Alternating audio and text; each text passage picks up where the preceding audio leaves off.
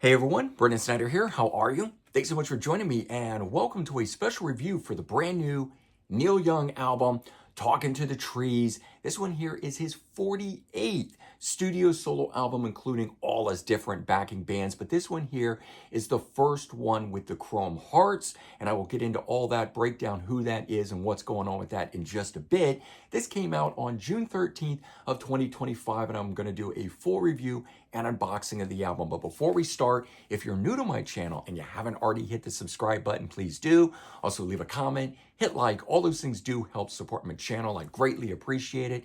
And of course, as an added bonus, if you turn on notifications, you'll never miss an episode and stay up to date on really cool things like this, talking about the brand new Neil Young album, Talkin To The Trees. So I want to jump back, do a little bit of brief history on Neil Young. I know we know most of this stuff here, but it's going to play in a bit overall. So obviously Neil has had a very extensive career dating all the way back to 1966 with Buffalo Springfield, beginning his solo career in 1968 and then joining Crosby, Stills, Nash and Young in 1970.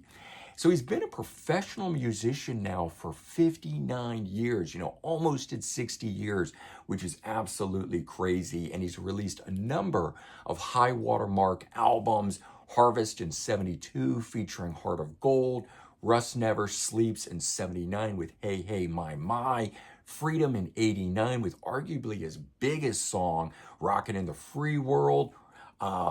Harvest Moon, the sequel to Harvest, came out in 1992. He did Mirror Ball in 1995 with Pearl Jam, and Greendale, a concept album in 2003. Living with War in 2006, a conceptual protest album, and Psychedelic Pill in 2012, which is the last great Crazy Horse album in my opinion. And unfortunately, following the release of Psychedelic Pill, longtime guitarist and Crazy Horse member Frank Sampedro retired. And along with it, I think really took the Rockin' Horse sound from Neil, because everything that seemingly has gone forward from that point has been sort of lacking in that regard. But it might also be one of the reasons that Neil has branched out and explored many different backing groups since that time, including his new one with the Chrome Hearts. And so through all of the iterations that Neil has had and the different backing bands that he's played with, he's released 48 studio solo albums, 11 live albums, 4 soundtracks, 3 compilations, 3 albums with Buffalo Springfield, 3 with Crosby, Stills, Nash and Young, for a total of 72 albums released in his career. Pretty amazing to say the least. That certainly, if nothing else, he is one prolific guy. But the album we want to talk about now, Talkin To The Trees, the 48th solo album, and first with the Chrome Hearts. So the lineup for this, of course, we have Neil Young on vocals and guitar. We've got Spooner Oldham on organ, who's recorded with many times before, Mika Nelson on guitar, Corey McCormick on bass, and Anthony Logerfo on drums. And so 10 tracks in all, clocking in at 38 minutes. And it's a very loose album. The sound of it is almost like the band in the middle of a jam, as opposed to being a professionally recorded album in a studio. The sound is very raw, almost as though it has a live feel to it, but it's kind of a sloppy live feel as opposed to a technical live feel. It's definitely less of the studio sound on the overall album, and this has kind of been typical for Neil Young over the last decade, especially since From a Letter Home in 2014, where that one was extremely lo-fi. Almost to the point of it being unlistenable, in my opinion. Good songs, good tracks. I could hear that there was definitely potential in a lot of that, but in all, a very, very lo-fi sounding recording. And while I understood it in terms of the concept, the lo-fi quality of it making it unlistenable, and unfortunately that has kind of been something that Neil has been leaning into over the last decade, in particularly on the last 3 Crazy Horse albums, Colorado in 2019, Barn in 2021, and World Record in 2022. And while both Colorado and Barn are okay, and I can kind of get around that, world record for me feels fairly subpar, and honestly quite a shock that Rick Rubin was even involved in that album, usually with his high level of recording and returning bands to their heyday, or at least the sound of their heyday. Did not happen at all in terms of Rick coming in on that one. So Talking to the Trees, being what it is continuing where Neil has been, both mentally and in the studio and conceptually and all of that sort of stuff for the last 10 years. It's not changing any of that, so we kind of know what we're getting and where we are with it, but it is different than the stuff that was coming before it. And this album itself kicks off with a sort of off-key Neil Young, singing about his family. And if you can get past that song that opens the album on here, I think if you can get past that to the second track, Dark Mirage, while still having a lo-fi feeling to it as a whole, the roughness of it and the imperfections actually work to the advantage of that particular song.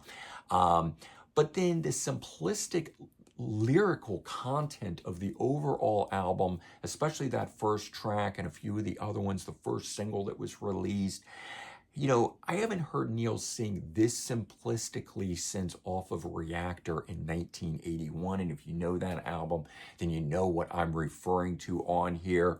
But then, Neil always has a reason for everything that he does. It's not just doing a lo-fi album for lo-fi sake. So this may have something to do with him wanting to express his pain of not being able to see some of his family members and things of that nature that are discussed throughout the lyrical content of the album. And so this album here, having a bit of a conceptual nature in all to it, about the lyrical content and wanting to change and the things that haven't happened that should happen and things that he wants to return to, all of that sort of stuff coming together. It does still have some very listenable moments on the overall album. And so let's talk about some of the standout songs on here. First up, track number 3, First Fire of Winter, is a really good song. This is one that could have appeared on any of his great acoustical albums like Harvest in '72, Harvest Moon from 1992, Silver and Gold from 2000, which I think is a really highly underrated Neil Young album, and Prairie Wind from 2005. All very good albums. If you know that content, then you know what this song is going to sound like. Track number 6, Big Change, probably the most rockin' song on the album. This is where the looseness of the song actually works to the advantage of the overall feel of it. It's got sort of like a chanting mob style trying to make its point, that protest style sing-along kind of song. And so again, that looseness, that roughness of it comes across in terms of what it is that we are supposed to feel. Track 8, Moving Ahead, another rocker on here, again, quite loose and raw, even more so than the song Big Change. But this one here has a lot of space and breadth in it, letting the instrumentation and everything sort of breathe. And it has a very live feel to it that I think, again, works for what it is. And track 9, Bottle of Love, another beautiful acoustic song on here, a very wistful style feeling with lots of possibility of where the song could go. And it fits nicely, at least the musical aspect fits nicely with it lyrically. So let's go ahead and take a look at this album. We got the front cover here, Neil Young and the Chrome Hearts with that, what looks to be a chrome style guitar, although it could just be a black guitar, reflective the way that it is, but cool nonetheless. And we have the back side. And so Neil going between these ones that are sort of LP style that open on the side versus ones that are the gatefold style. I far like this style of his album releases than those gatefold ones that never quite stay closed and always seem like you're crushing it a bit to get it. And they're also usually the oversized style, though this one here, same thing, doesn't fit the standard jewel case. But again, we kind of always know what we're getting with Neil on things like this. So we get that as the album, and pull that out, and we'll spend a little bit more time here on the back side so you can see that track listing down there, front cover. He puts these things in from his archives that don't really have anything to do with the album, but are there. The album CD is in there itself, but not in any particular sleeve, though he usually slips them in to the booklet itself or poster, however you want to think about it. And so we get all of the lyrical content in there, and we get a cool shot, photograph, and overall information on the album, which is more than we get sometimes on these things. So I usually slip the CD like this so that there is something to pull it in and out from, and I don't get extra rubbing on the disc. That's at least how I like to do it. But bottom line on here, it's a Neil Young album, right? Not much more to say other than that. And you never quite know what you're going to get, but at the same time, you always know what you're going to get from Neil. And he's just been doing this for so long, making so many changes and doing so many different things, and yet at the same time returning to the same theme over and over and over. And that's why I kind of say that you never know what you're going to get, but you also know what you're going to get from him. And it all just kind of seems to work one way or the other. This album here, definitely more introspective, but he's been in that frame of mind for the last 5 to 10 years. And while the recordings have also been far more somber, especially those Crazy Horse albums, they do not rock nearly as hard as he once did. Nothing like Psychedelic Pill or the stuff before that.